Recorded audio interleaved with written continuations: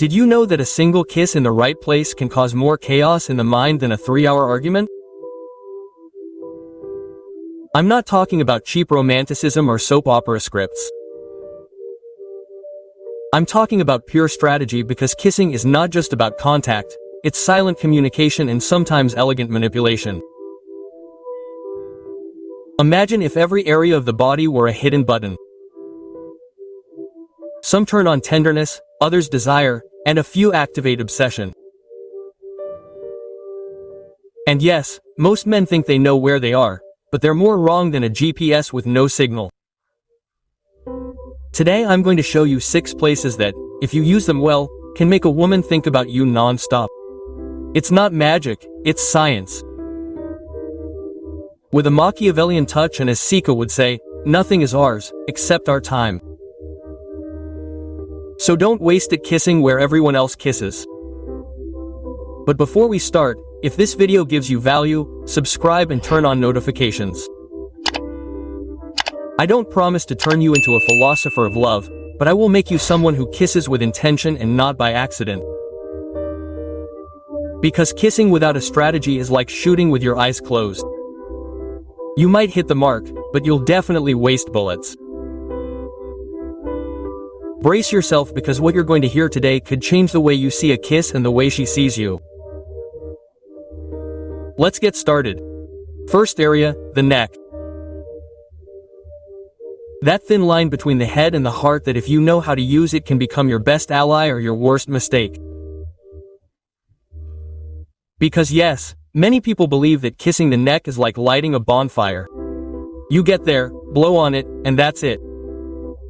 But the reality is that doing it wrong is like trying to light a fire with a lighter without gas. Pure embarrassment. And believe me, there's nothing more uncomfortable than seeing someone trying to seduce and looking more like they're looking for an invisible plug. Why is the neck so powerful? First, because it's one of the most vulnerable areas of the body.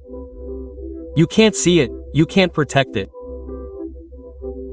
And when you touch it, your brain receives a signal that says, "Alert, we're exposed and we like it." Second, because it's loaded with nerve endings that connect physical pleasure with emotional sensations. It's as if every kiss sends a direct message to the control center in her mind. Now for the technique. Don't rush in like you're racing against time. Start with presence, not haste. Move in close. Let her feel your breath before she feels your lips. A gentle brush of her nose.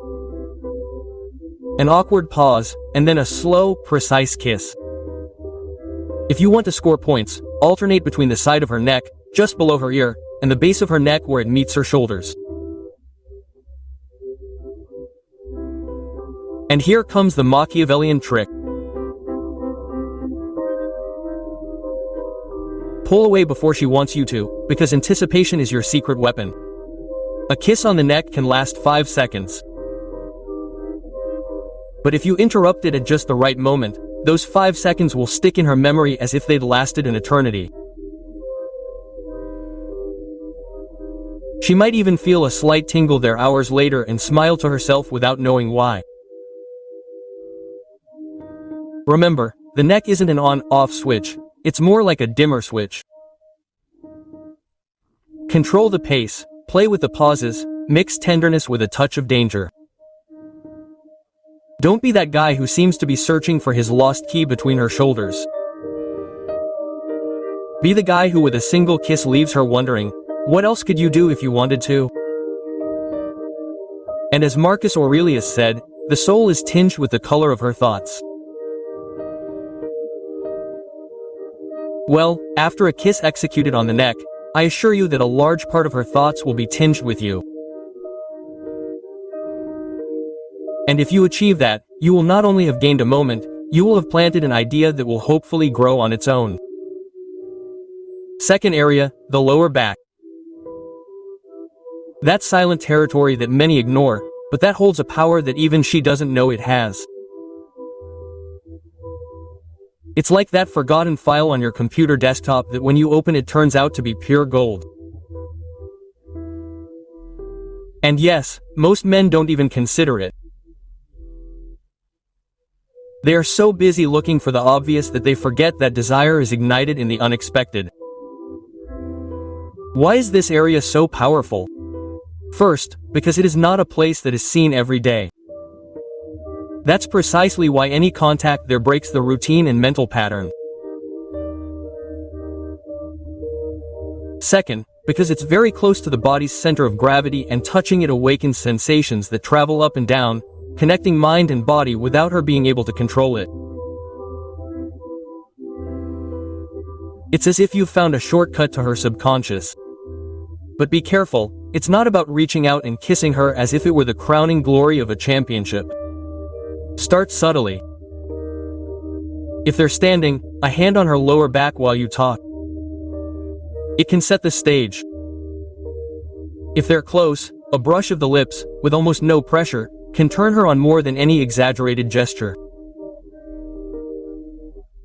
And if you want to elevate it, combine a whisper in her ear with that contact, because the brain loves mixed stimuli. Kissing the lower back awkwardly is like pouring wine into a plastic cup. It may work, but it destroys the experience. The key is to make it seem natural, not a cheap trick learned in an internet tutorial. Besides, culturally, the back has always been a symbol of trust. Turning your back is an act of vulnerability. Kissing that area, especially when she's not expecting it, is like saying without words, "I'm here and I know what I'm doing." Don't underestimate the impact of nonverbals. Mix the element of surprise with control. Don't let her guess your next move.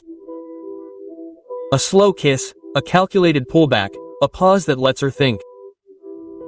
What now? That uncertainty is addictive. As Epictetus would say, it's not the things that unsettle us, it's the opinion we have of them. And trust me, after a well-executed kiss on the lower back, her opinion of you will probably go up several notches. Not because of what you did, but because of how you made her feel. Third area, the inner arm. A territory so ignored that you could plant a flag there and claim it as yours. It's soft, warm, and rarely gets attention, making it a secret weapon for those who know how to read the map of desire. And no, you don't need to be a professional explorer, just have intention and a little patience. Why does this area work so well? First, because it's not explicitly sexual, which disarms defenses. Its vulnerability is physical and emotional. The skin is thinner, warmer, and holds a symbolic charge of intimacy. It's not a place that just anyone would touch, much less kiss. Second, because it stimulates surprise, and desire loves surprise more than any repeated technique. 1 times. Now the technique. Don't arrive like a tourist with a camera in hand, eager to capture everything. Start with a light touch, barely brushing with the back of your hand, as if passing by accident, although we all know it's not an accident.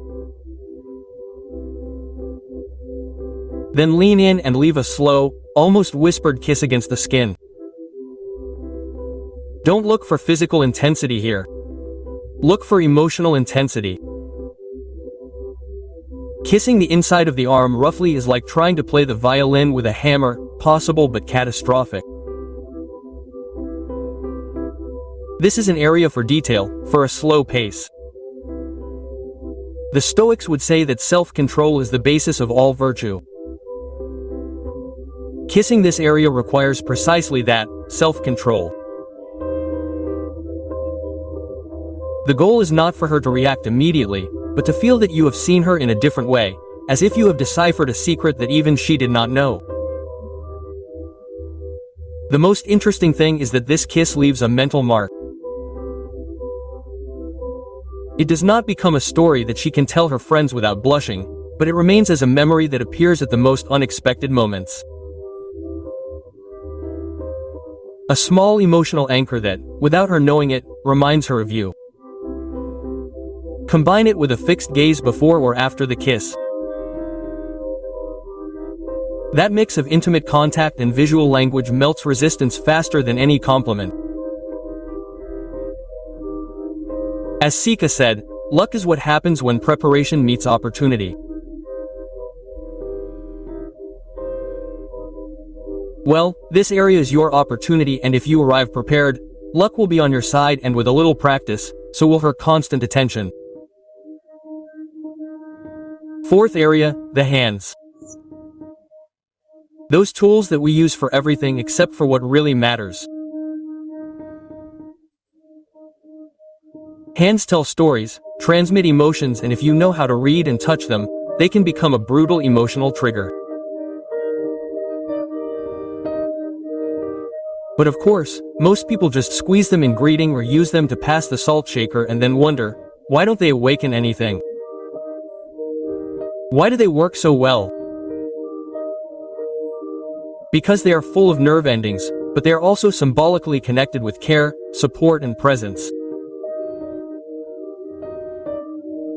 A kiss on the hand is not just a romantic gesture from an old movie, it is a silent statement. I pay attention to you even in the details that others ignore. Now, the technique. It is not about grabbing the hand as if you were going to read their fortune, or kissing it as if you were in a medieval tournament. Start by gently brushing the back of your hand with your fingers as if testing the waters. Then take her hand calmly, without rushing, and slowly bring it closer to you. The kiss should be brief, but with intention. Make her feel that this contact is not a formality, but a moment. Kissing the hand with sweaty hands. It is like inviting her to dinner and serving her cold soup. The details matter, so control your temperature and your nervousness. Plus, there's an extra trick, the thumb. While their hand is in yours, gently caress the side of their fingers with your thumb. This tiny gesture multiplies the effect because it combines physical contact with a rhythm that their mind perceives as sustained intimacy.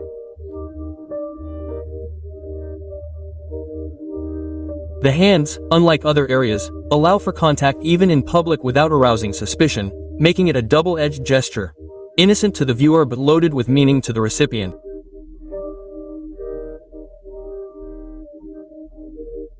As Marcus Aurelius would point out, the soul is tinged with the color of their thoughts, and a well-done kiss on the hand colors their mind with a sense of elegance, tenderness, and a touch of mystery. Don't underestimate yourself. This is not an old-fashioned gesture, it's a classic that few know how to execute. In short, kissing hands is like well-made coffee, simple, yet capable of awakening anyone. Do it with intention, pay attention to detail, and you'll see that such a small gesture can open a huge door. Fifth area, the collarbone. That delicate indentation between the neck and shoulder that seems designed to arouse curiosity.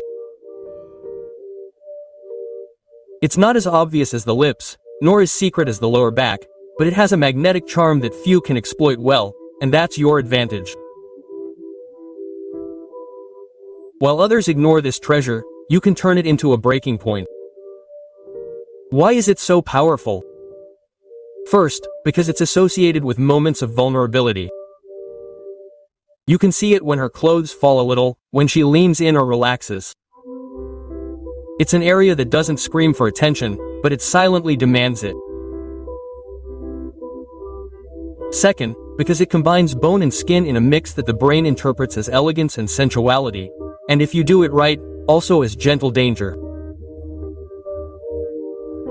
The technique doesn't require a complex manual, but it does require precision. Approach slowly, as if time were no object. Start with a brush of your nose or your lips without pressing too hard. Then kiss right where the curve of the collarbone forms a small hollow. Do it slowly, as if each second had its own weight. Kissing the collarbone with the same energy you'd use to clean a window is a crime against seduction. The rule here is clear. Gently and patiently, no sudden movements. Another trick is to play with pauses. After the kiss, stay there for a moment feeling her breathing before pulling away. That little pause creates a mental echo that lasts much longer than physical contact. And if you want to take it up a notch, combine a kiss with a brief whisper in her ear. Physical closeness will do the rest. Culturally, the collarbone has been a symbol of femininity and delicacy in art and fashion. Highlighting it with a kiss is in a way paying tribute to that image, but with a personal touch that remains etched in her memory.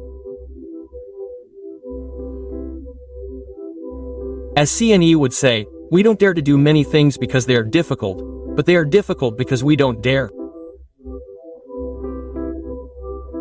Daring to go beyond the obvious and explore areas like this is what differentiates an average seducer from one who leaves a mark. In short, the collarbone is not a shortcut, it is an invitation. If you explore it calmly, attentively, and with a little mystery, it becomes an emotional anchor point. And when such a small area becomes associated with you, you have already gained more than you imagine. Sixth area, the ear. That personal radar that, although it may not seem like it, is directly connected to the most primal emotions. It is small, fragile, and within reach of anyone.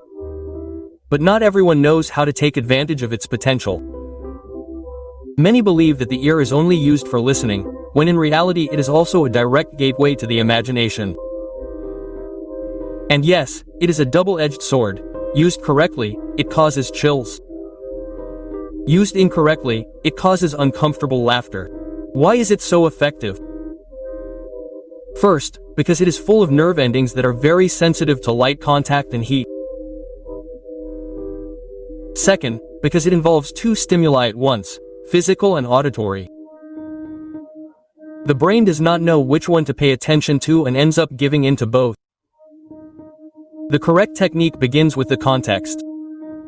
Don't approach as if you were looking for a Wi-Fi signal. Approach naturally with a gesture that justifies your closeness, a private comment, a joke in the ear, an observation that not just anyone can hear. As you speak, let your breath lightly brush against their skin. That prelude is more effective than any direct contact. Biting the ear without warning is like ringing the doorbell and entering without permission. It might work, but you're more likely to end up on the blacklist. Once the tension has been created, a kiss on the earlobe can suffice. If you want to take it a step further, alternate with a light brush using only your lips, avoiding sudden movements. And here comes the master trick.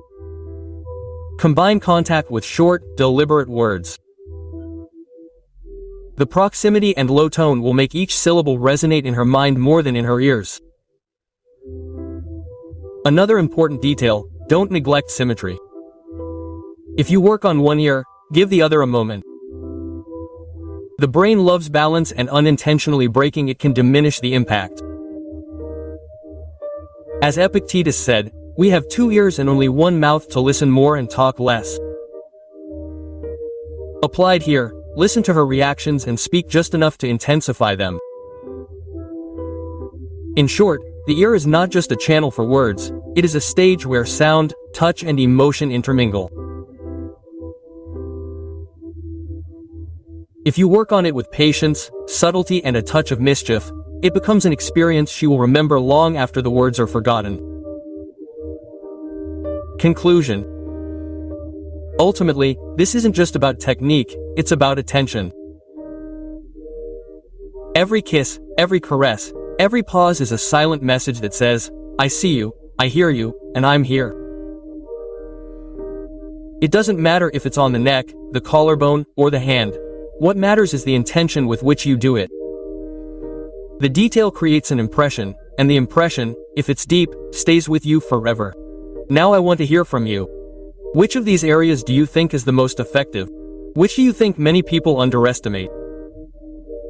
Leave it in the comments and I'll take a look at your answers because I'm sure there are interesting perspectives. And if this video gave you value, you know what to do.